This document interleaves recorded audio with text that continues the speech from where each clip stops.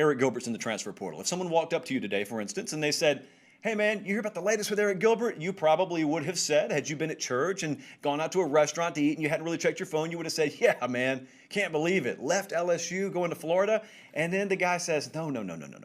Not the latest, the very latest. And then you shrug your shoulders, you're the shruggy emoji, and you say, no, what? He is in the portal again. And so here we go. There's the tweet if you're watching on YouTube. 1:43 p.m., 2:43 Eastern, I guess, 1:43 Central. By the way, not from a Dollar General or a Family Dollar, which is where he initially committed to Florida. Just should be noted there. From a very nondescript location, Arik Gilbert says, I'm decommitting from the University of Florida. I'm re-entering the portal. It should be noted that last sentence there, keep in mind, I will not be announcing my final decision until I am enrolled into school and on campus. Friends, this is why we capitalize transfer portal. Capitalize the T, capitalize the P. Everyone talks about transfer portal. This is why we capitalize transfer portal, because there is, to me, no inanimate entity out there capable of causing this much pain and suffering, and then also this much joy, and sometimes those emotions being felt over the span of about a 2-week, 3-week period within the same fan base. And that's what's happening with Florida right now. I personally am not going to take tonight to speculate on what's happening. I know what's being said. I've read Twitter, like I've got access to the message boards just like you guys do. Independent of what the reasoning is and what's happening here, I just want to offer a few very initial thoughts and then we'll roll on. It puts Florida's scholarship number at 87.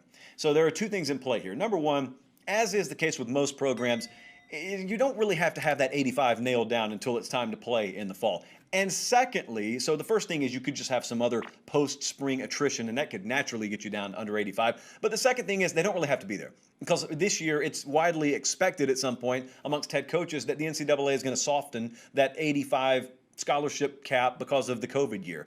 Don't know when it's going to come because we never get guidance on these sorts of things, but it should be coming. So as far as I can tell, the biggest impact on this whole Arik Gilbert in the portal, out of the portal deal is it's a hit to Dan Mullen's very recently found reputation as king of the transfer portal. And that's a crown that he had not even peeled the barcode off of before it got yanked off his head today. Now, the irony here, and it's kind of sad if you think about it, is the more I'm hearing, the more I don't think that there was anything Dan Mullen could have done to prevent this.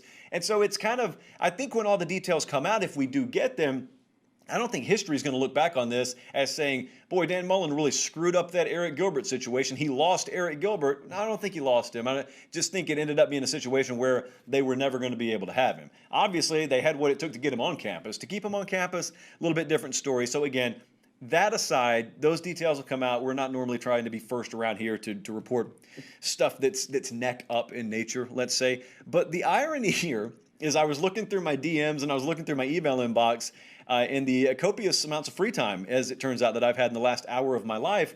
A lot of Florida fans, it seems like, are even more mad and more bent out of shape at Mullen today after having tasted a little bit of what was going to be like to have Arik Gilbert and then losing him than you would have been if you never got him. And it wasn't thought that Florida was really in the running there until they were. It's kind of the way Gilbert's initial recruitment was. It was thought to be Georgia, Bama, boom, he's going to LSU.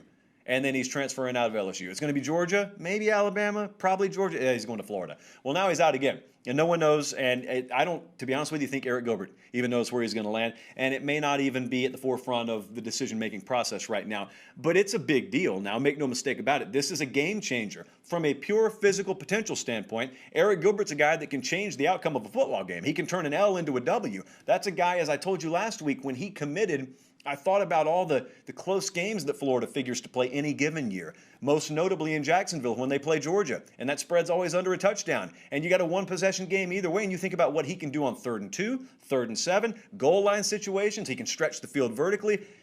It's a big deal. It's not insurmountable, but it's a big deal. So Arik Gilbert back in the transfer portal, one of many things to happen on a busy, busy Sunday.